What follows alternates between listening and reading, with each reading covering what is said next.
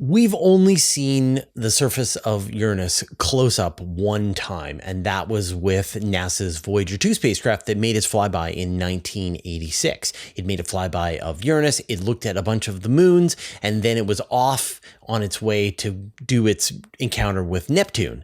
And there have been Earth-based telescopes and space telescopes like James Webb and Hubble that have been able to do follow-on observations, but still, one of the largest planets in the entire solar system has just barely been explored. And the planetary science community has been asking for and reiterated time after time that they would like to see a flagship mission to Uranus in the same way that there have been flagship missions to Jupiter and to Saturn. So my guest today is Dr. Amy Simon. She's a senior scientist for planetary atmospheres at NASA Goddard.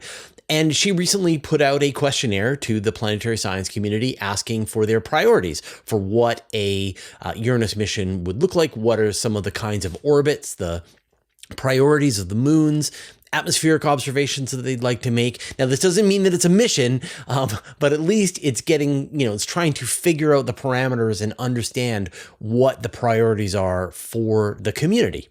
And then that will eventually turn into a better understanding of what the instruments are going to be. And then those will help define what kind of a spacecraft it's going to be. And then that will help figure out when the thing's actually going to launch. And see, there's a lot of pieces that have to come together. And so this conversation with Dr. Simon was about sort of how you start to crack that Gordian knot and try and figure out who wants what, when, by which place. And then what is the science? What really interesting new stuff could we discover about Uranus and its moons by sending a flagship mission there? And in addition to our conversation about Uranus, Dr. Simon is also working on the OSIRIS-ReX mission, which is now going to be doing a flyby and going into orbit around the Apophis asteroid that's going to be coming close to Earth soon, as well as the Lucy mission. And so we talk about all of those missions and just planetary science in general. So enjoy this interview with Dr. Amy Simon. Amy, it's been, I guess since 1986 since humanity has last sent a spacecraft close to Uranus, and then 89 since Neptune. What have we learned since that time that now we have new questions? Sure, absolutely. So, I think the Voyager spacecraft, first of all, opened up our viewpoint of these planets way out in the solar system. And ironically, one of the events that really piqued my interest in NASA and space exploration was the Uranus flyby. In part because they were describing these really bizarre moons and, the strange surface colors and so on. And, then there was kind of this lull. We didn't go back. And so we've been limited to what we could do from Earth-based spacecraft, Hubble, but also ground-based telescopes. And I think with the advent of adaptive optics on Earth telescopes, particularly in the infrared, we've been able to monitor these planets quite a bit. And while it hasn't fully changed our questions, it kind of changed our viewpoint in the sense that, a single flyby, you get a very static view of a planet. You kind of think whatever is there is always there. And what we've learned is that's not really true. So we've seen the great dark spot on Neptune went away. In the meantime, we've seen new ones come back. But for Uranus in particular, tilted way over on its side, we're talking extremely long seasons. And so it kind of looked like a very bland light blue cue ball, for lack of a better word, from Voyager. But since then, we've been able to watch it change seasons. So we watched that polar cap really kind of disappear at equinox, and then the other one brighten up really substantially since the Voyager flyby. So the fact that we've had, multiple decades means we've actually been able to see a bit of seasonal change on these planets. But, as interesting as the planet itself were the moons, and just some really extreme, interesting moons. It has this ring system. I mean, I know we've seen some pictures from Webb and from Hubble showing the rings, but the moons, what do you get more than just a spot, right? Right. It's hard to resolve the moons. Absolutely true, just because they're so small, so far away. But we have been able to take what little bits we can get from those point observations plus Voyager to learn quite a bit more about them. And, scientists really will basically squeeze every little bit of information out of that one pixel that they can get. And I think also having Cassini at Saturn, we've learned that you can get very active moons, even in these very cold locations of the solar system. So we're really keen to go back and look at the Uranian moons and see, are any of those active worlds, or could they have subsurface oceans like we think we see on Enceladus at Saturn and Europa at Jupiter, which is just kind of a crazy thought. I don't think we would have thought about that in the 1980s. Yeah, it's funny. We've been reporting on this moon or that moon is now suspected to have a liquid ocean like Europa and Enceladus and Titan and so on. And this is just purely from archival data with a little bit of excess observations from Webb and Hubble and so on. It's kind of amazing how you're still making discoveries from 1986 data. Absolutely. And some of that is better instrumentation. Some of it's better, computing systems. We have computers able to do a lot more than we could do back then. And some of it's just better applying knowledge that we have from the Jupiter system, from the Saturn system, even from here on Earth, to understand what those geologic features on the surface might be telling us about what's below the surface. Now, at the last decadal survey for planetary science, astronomers expressed a strong preference for a bunch of missions. For here in the solar system, they wanted to see a Uranus flagship mission, but there weren't a lot of details. I've reported on various variants coming out of different groups on what that might look like. You completed a new survey where you reached out to the astronomical community and said, okay, let's see your order. What would you like? What is the sort of consensus that you're seeing from the astronomical community about a Uranus flagship mission? Yeah, that's an interesting question. And, you have to remember that during a decadal survey, we have a very limited time period to work on this and a very limited group of people. And so what you end up getting out of the decadal is a very broad brush mission that, generally speaking, closes. We can fit it within the mass and the power constraints. But there's not a lot of detail below that. And that's on purpose, because that isn't your final mission design. And so what our poll was meant to do was not to revisit the science, right? We know we want to send a probe into the atmosphere. We know we want to explore those moons. Instead, it was to look at, whatever your specific science interest is, and what is the key most important part of the mission for you. And again, we don't mean a specific science measurement, but we're thinking about this more like what Cassini had to do. So Cassini had 12 instruments on it, lots of science disciplines. Everything still had to fit. And so we broke down the orbits around Saturn into segments, and parts of them would go to study the magnetosphere, parts to study a moon, and so on. And so basically we were asking folks to, okay, you study the magnetosphere, which part of a tour is the most important to you? And of course, for satellites, getting as close as possible to those moons is going to be the most important thing. And that's not a surprise to anybody. But it was kind of trying to see, okay, how does that overlap with what the magnetosphere's people want? How does that overlap with what the Uranus people want, so that you could later on fit this all together into a tour and make everybody happy? So that was the goal of it. It wasn't to revisit the science so much as to see how one makes this all fit together. Right. I mean, I can see that it's a bit of a chicken and egg problem, which is which instruments. Well, it depends on which orbits you're going to do. Which orbits you do? Well, it depends on which instruments you've got. And you've got to be able to sort of make those variables fit together. So it's interesting to me. When I think about the Cassini mission, you had various farther orbits, and then eventually it started to get a little bit more aggressive about seeing the moons, and then as it was really nearing the end of its lifetime, it started to make those plunges right down into the ring system, and eventually was actually entered the atmosphere of Saturn. So how do you sort of untangle this Gordian knot? Yeah, exactly. And so now we took all those objectives of the decadal and let the community have at it and said, what do you want? And so what you have to do is kind of take a step back and say, what is the highest priority for each community first? And then see how you can shoehorn that together. And so let's say everybody wants that distant orbit.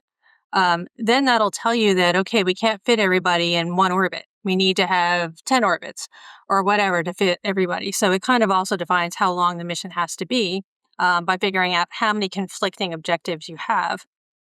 Now, when you look at, again, we don't know the instruments.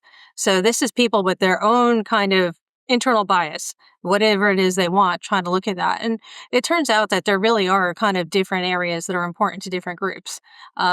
With, like I said, some things that are no surprise, like trying to be as close as possible to a moon for satellite objectives. Right. And they're not, being very explicit about exactly what the science instrument is. Some kind of spectrometer, some kind of camera system, some kind of way to measure the magnetosphere, but not necessarily, assuming that the best technology will be coming along, and knowing that you're going to have a certain constraint on the loadout on what you can actually put into the mission. Right. And I viewed this very much I was involved in Cassini at the early point, and when we were first laying out that sort of plan, there was a lot of strife over the fact that everybody wanted their observation first.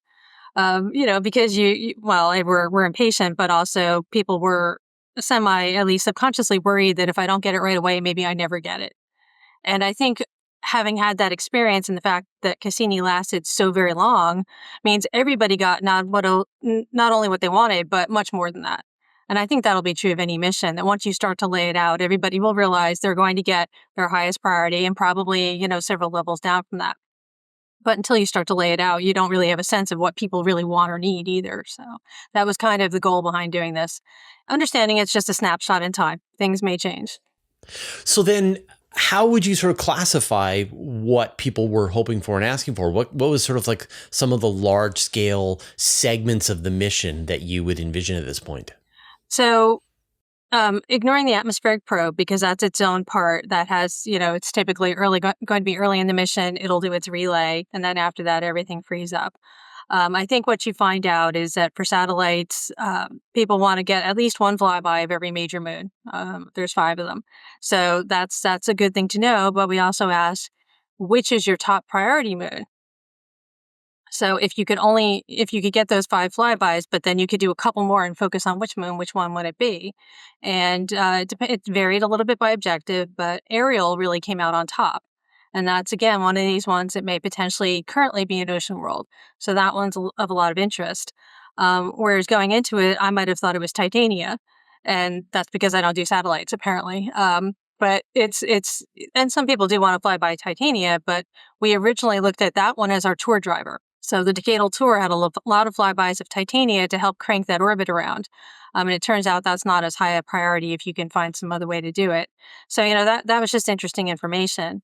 For the magnetosphere, do you want to be on the day side of the planet, so between the sun and the planet, or do you want to be on the night side? And it turns out the night side's a little more important. And it has to do with those, solar wind ions probably flowing down the magnetotail. But again, without that knowledge, it's kind of hard to pick those points. Atmospheres, it turns out you don't need to be super close to the planet. Again, not maybe a surprise to me because that's the area that I work in, but maybe it is to some other people. And that's that we like to be farther back so you can see the whole planet. You can make movies, you can watch the clouds moving and so on. And there's little subsets to that too. There's always other measurements people want. But trying to figure that out by objective, I think, is going to be useful information for grading what a tour design looks like against all of the objectives and seeing kind of what's the sweet spot to meet the most of them. Did anyone have opinions about the rings? Because those are one of the most interesting parts of Uranus for me. Yeah, Uranus's rings are really intriguing to me as well. They're obviously not as thick and bright as what you see at Saturn. But as you mentioned earlier, the James Webb observations, those rings glow in the infrared, and they're pretty complex, and they reach kind of all the way down just about to the planet as far as we can tell. So that image was important for 2 reasons. One, it showed the structure, but also it showed us it's really not going to be safe to do an orbit insertion inside those rings. That was okay at Saturn, but not probably a good idea at Uranus. So that kind of changed how we are thinking now about what you'd have to do to get into orbit. But that also presents you a challenge. You do want to get close to those rings so that you can see those fine details. They're dark. They're a little bit more tenuous than Saturn. So to get that information is going to be a little harder. It's not going to be that visible wavelength reflectance. So yeah, there is a lot of interest in getting as close as you can to the rings, obviously, but there's also going to be probably some restrictions how close we can get because of the hazard. Does the reduced illumination from the sun at that point start to have a big issue? I'm thinking about, for example, with observing the moon, looking at the permanently shadowed craters, NASA developed an entirely different camera that's flying on the Korean satellite to be able to look into those in that low light performance. Does that kind of change how much time you need to make a lot of these observations with less illumination? I think it's less of a challenge than it would have been, say, back in the Voyager days. And that's because we do have much, much more sensitive detectors and instrumentation that can see very, very faint objects. I think your biggest challenge is going to be dynamic range because you need to look at very bright and very dark, all within that same instrument because the lit side's going to be brighter. But in general, less light at Uranus anyway, so I don't think that's a problem. I think the thermal instruments, on the other hand, have a bigger challenge because it's very, very cold. And so to see thermal emission, you're going to have to be very sensitive. Right. And so, I mean, are you going to be having to like block the sun like James Webb might, has to, or is it just that you're going to have to, have a better instrument, more I think it's more payload? on the instrument side, not so much like having to occult anything because the Yeah. sun is so small, so far away. Once you're on the far side of Uranus, you're just looking at the dark side of Uranus. So it really comes down to instrument investigations and deciding what science goals they're going after so they can optimize their instruments for it. And that sort of leads into my next sort of range of questions, which is that, I mean, although you weren't specifically asking people about the instrumentation, I'm sure people are starting to know what they want. And it's an entire, the last time we had a flagship mission that went out that far into the solar system, that was Cassini. We're decades since that spacecraft construction began and almost ended. Is it an entirely new world now in terms of what instruments are possible? Oh, I think absolutely. I mean, that's the other thing to keep in mind. These very large missions can take decades of formulation. And if you look at something like Cassini, it was first formulated in the 1980s. So by the time it launched in 1997, it was already 20 years later. So you could see how you might be picking instruments that are already a little bit behind the curve because they have to be built and everything else. So, I think our technology is well past what we were thinking in the 1980s and 1990s. So it's an entirely new world, so to speak, in terms of instrumentation.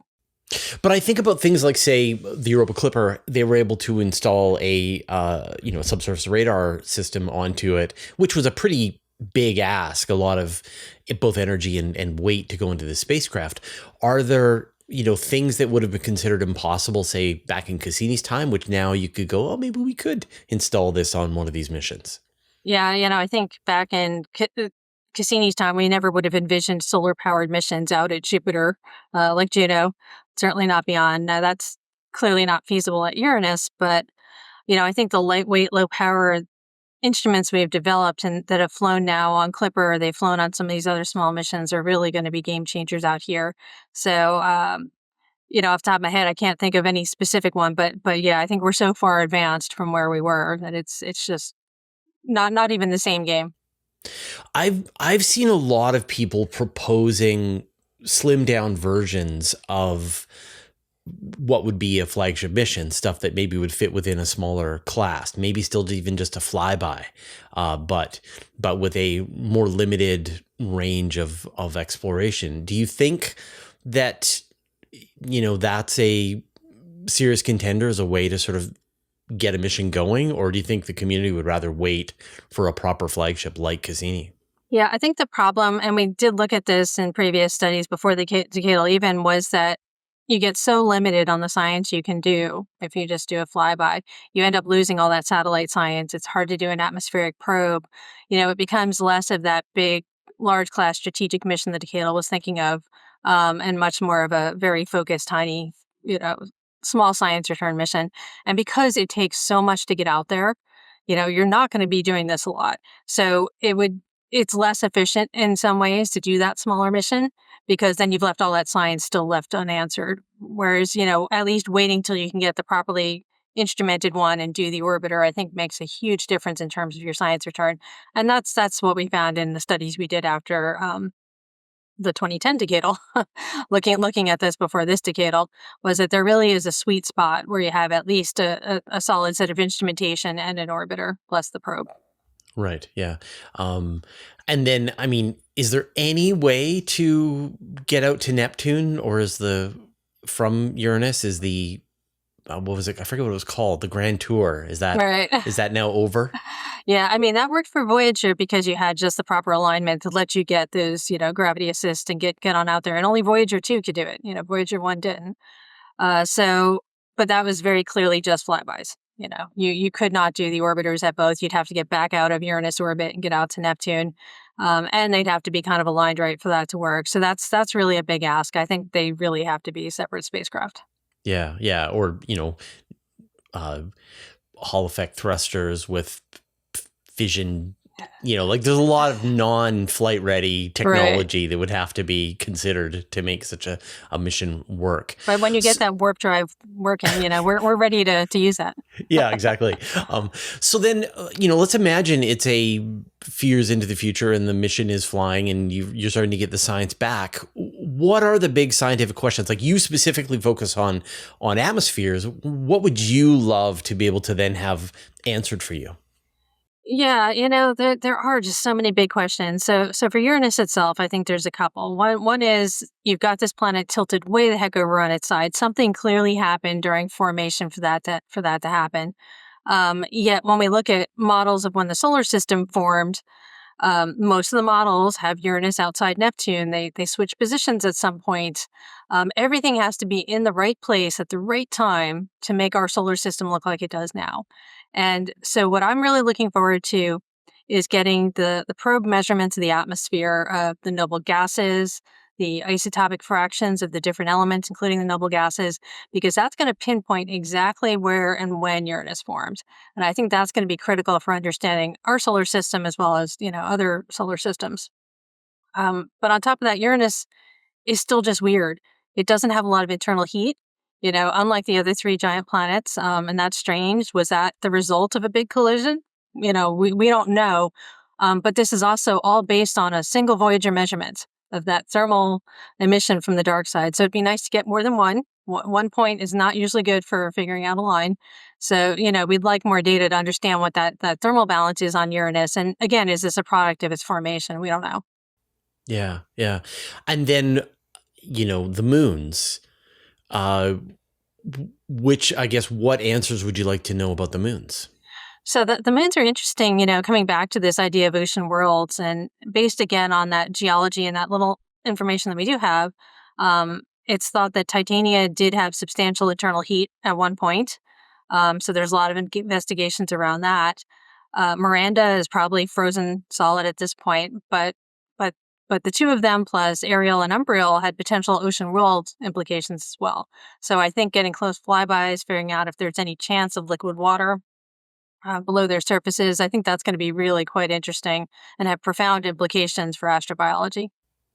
Are there any hints? I know, like Triton, there were hints of geysers when Voyager made its flyby, and obviously we've seen them at Enceladus. Maybe they're at Europa. Do you think that there could be any cryovolcanism activity at any of those moons? I wouldn't rule anything out, particularly since we can only see part of one side of each of them. And if you look at Oberon, is really strange. It has this little polar ring, like an ice ring, little halo on top. Who knows what the other side looks like? But I think Ariel and Miranda, they have very strange geology. So I wouldn't rule anything out. I'd probably be wrong if I did. So.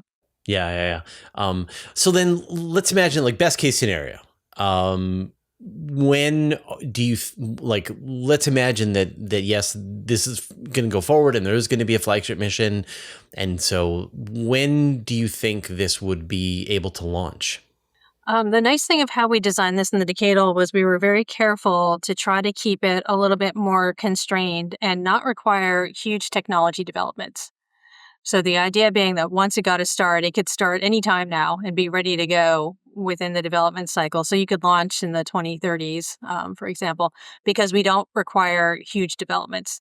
That's not to say it's not challenging. It is, particularly because of the power constraints, but it's something that's very doable now.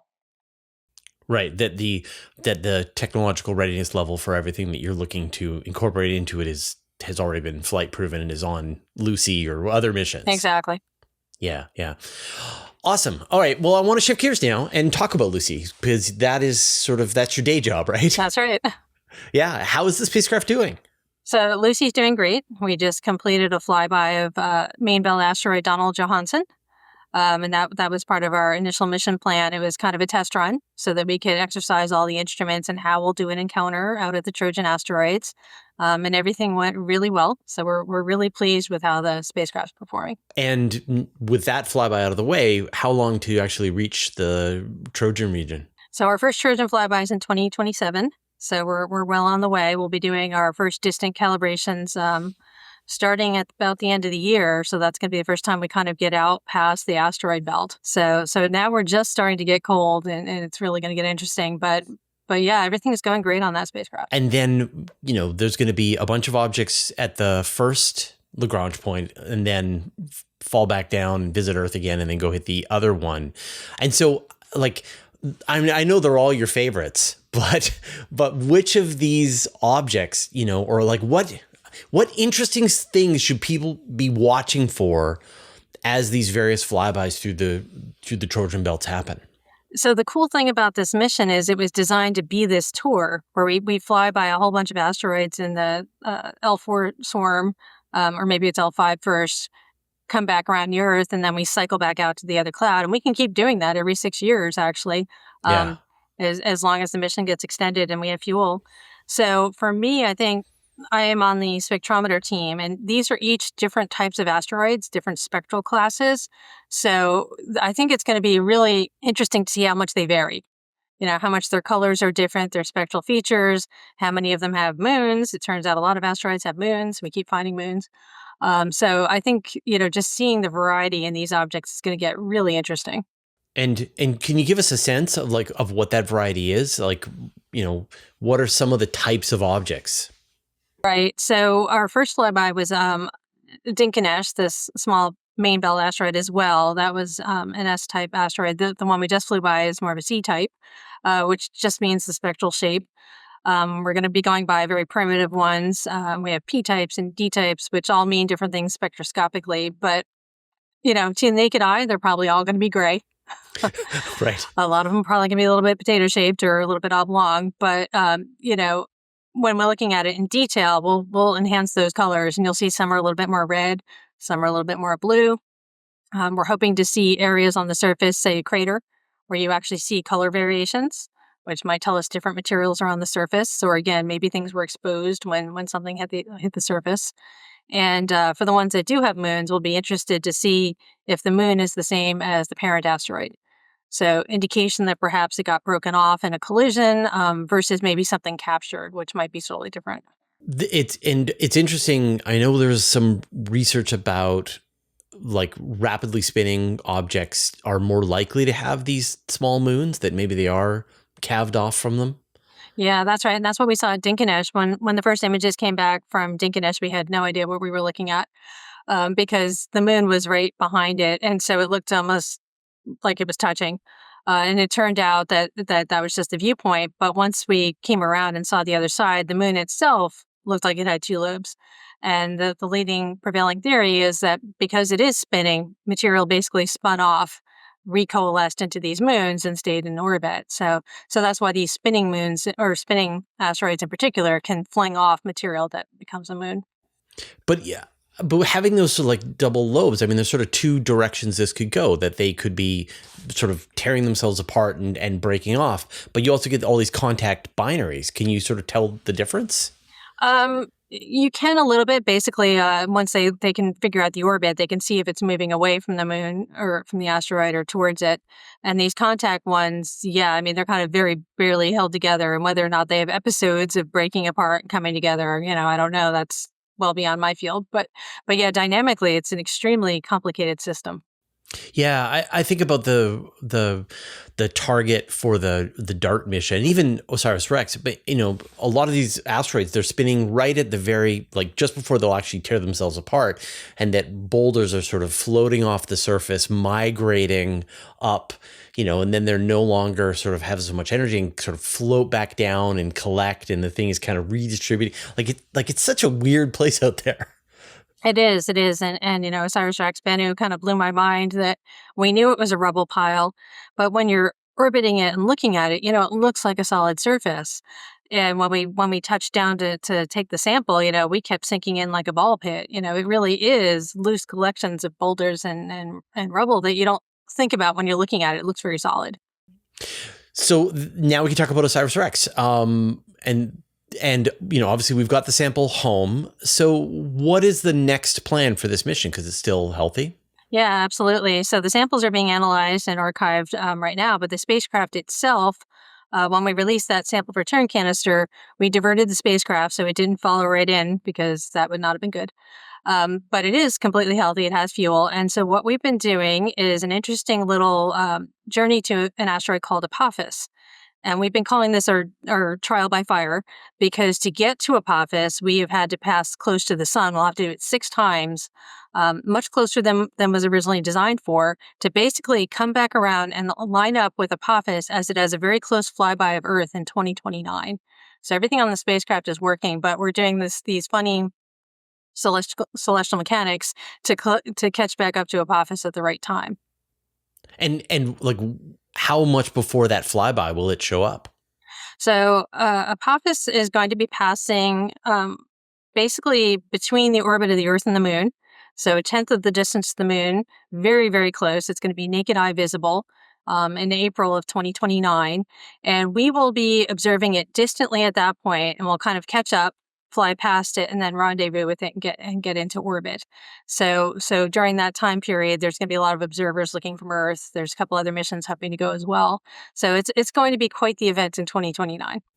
Now, just going into orbit around an asteroid would be amazing. This one specifically, most people know this is the one that was pretty high on the Torino scale for a little while until better observations brought it back down again. But what can you learn about being in orbit around an asteroid that's doing a close flyby of Earth at the same time? Yeah, it's kind of crazy to think about. So because the asteroid itself is passing so close to the Earth, we expect that there's going to be big tidal forces on it. So we might actually see some changes on the surface, like landslides or things being moved around just from the tidal forces of the Earth. And so that's why it's kind of so key to see it near that closest approach time. By getting into orbit, we'll be able to map out the surface. Now, this one is not a nice rotator. It's going to be tumbling. We know it's tumbling, but we expect that tumble rate to also change because of this close pass to the Earth. So it's going to be fairly disturbed by the Earth flyby. But, we're going to be mapping that out and trying to learn as much as we can about the surface of this body and what might have changed from that flyby. Oh, it's interesting. I mean, if you get many of these flybys over time, and they could speed them up, they could slow them down, I guess, depending on how they just change the distribution of material on the asteroid. And then that could be that, you could cause the trigger of one of these asteroids to break up down the road because it sort of got its shape changed. Yeah, I mean, that's sort of what we've seen with objects that pass very close to Jupiter, or the sun. So Shoemaker-Levy 9, the comet, passed very close to Jupiter, got broken into pieces, and basically caught in Jupiter's gravity and sucked back in it a year later. In the case of this one, this is very well modeled, but we still want to watch it, right? We still want to understand how it changes. But there's also one other force at play, which is a little tiny force, but it makes a big difference, and that's something called the Yarkovsky effect. And this is the case where these asteroids are heated up by the sun all the time, but they also get a little bit of pressure on them from solar photons. So the sun's pushing on them.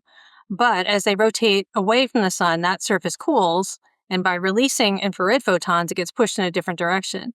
And it's this tiny little effect that can change the orbit by centimeters, but it adds up over centuries.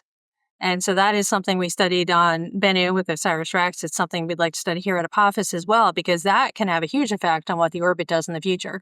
So there's all these little forces at the same time. Even though space is vast and empty, there's still stuff tugging and pushing on these bodies, every day. I know, Jupiter is constantly kicking asteroids out of the belt and in our general direction. And then they are spending this time, as near-Earth objects getting closer and farther from us.